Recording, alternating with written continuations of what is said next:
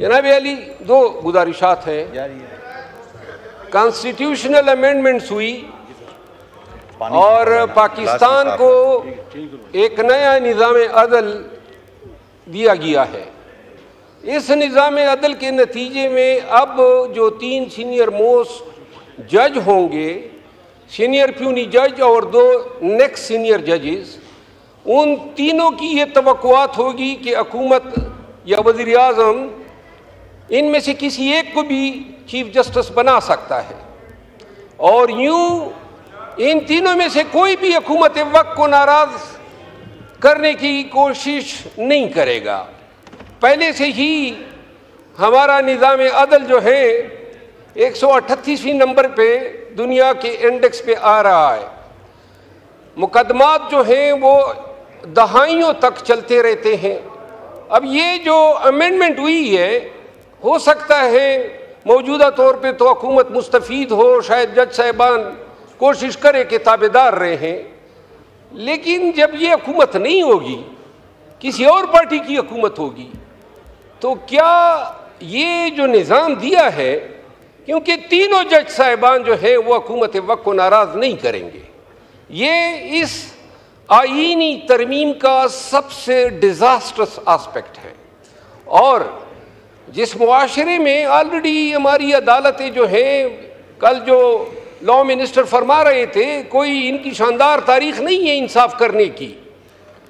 जुल्फ़िकार अली भुट्टो शहीद को इसी सुप्रीम कोर्ट ने तख्तेदार पे लटकाया था। इसी अदलिया ने जस्टिस मुनीर भी पैदा किया, इसी अदलिया ने इफ्तिखार चौधरी भी पैदा किया, इसी अदलिया ने साकिब निसार को भी जन्म दिया, जस्टिस डोगर भी आए, जस्टिस खोसा भी आए और सबसे ज्यादा प्रो मुनीर जस्टिस पाइदीसा भी आ गए।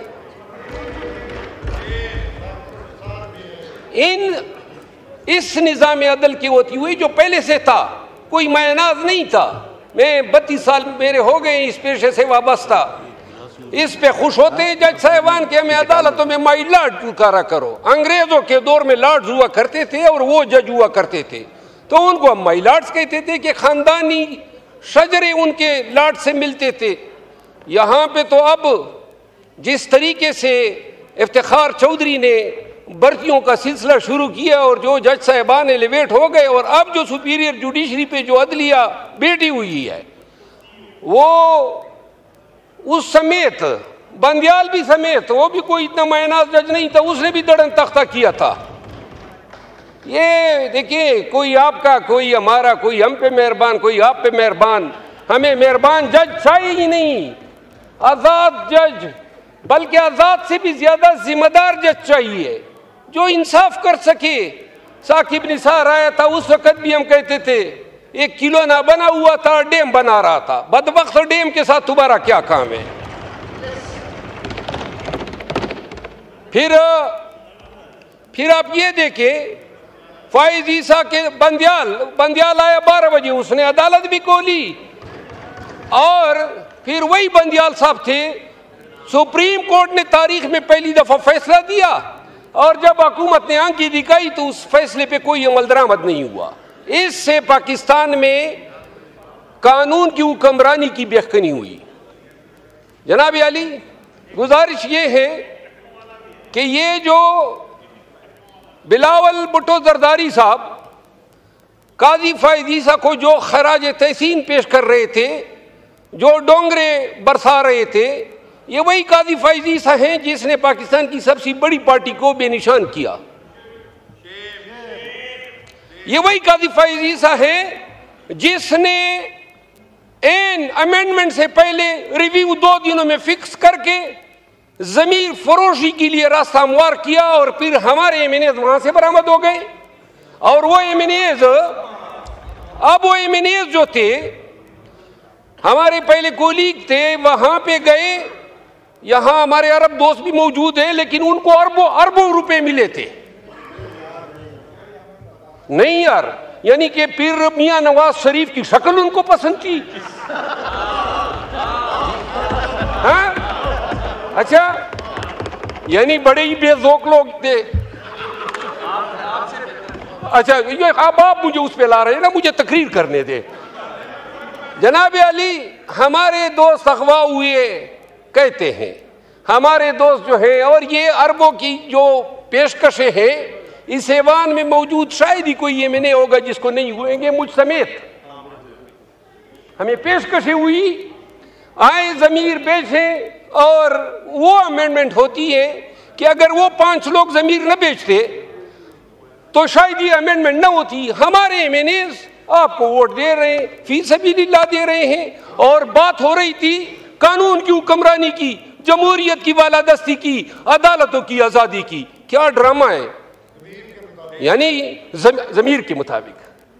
आप किसने कहा? माशाअल्लाह। जनाब अली, पीर मियां नवाज शरीफ साहब ने मौके के हिसाब से अदलिया पे अपनी बड़ास भी निकाल दी, और वो तारीख साज शेर कह दिया कि उन्होंने जो शेर कहा, जवाबी शेर तो मुझे आता है, लेकिन मेरे नून के दोस्तों की हया रखने की वजह से नहीं बोलता हूँ। नहीं, आखिरी बात यह है, ये वक्त गुजर जाएगा। हम मंसूर अली शाह साहब को ला रहे हैं, या अफरीदी साहब को ला रहे हैं, या कॉन्स्टिट्यूशनल बेंच के सरबराह के तौर पे अमीनुद्दीन खान को ला रहे हैं। कोशिश यही है कि आइंदा के 3-4 सालों के लिए निज़ाम को इसी तरह रखा जाए ताकि ये असम्बली अपनी मियाद पूरी कर सके। ये वक्त गुजर जाएगा, लेकिन मुल्क को हमने एक ऐसे रास्ते पे गामजन कर दिया। मेरी दिली ख्वाहिश थी, एक दफ़ा जनाब के स्पीकर साहब को मैंने कहा भी था, मैंने कहा बेहतर होगा आप कोई काना रखें और तमाम अपोजिशन और इन सब को बुलाएं। यहाँ पे खुदा की कसम इनके साथ हाथ मिलाते हुए डरते हैं, आप सबके साथ हाथ मिलाते हुए डरते हैं। मैं नहीं, सब डरते हैं। यानी जो निज़ाम चल गया है, न सलाम कर सकते हैं, न कलाम कर सकते हैं। वो ख्वाजा आसिफ साहब से एक दिन क्या सरेराम मुलाकात हो गई, मेरा दड़न तख्ता हो गया पार्टी से।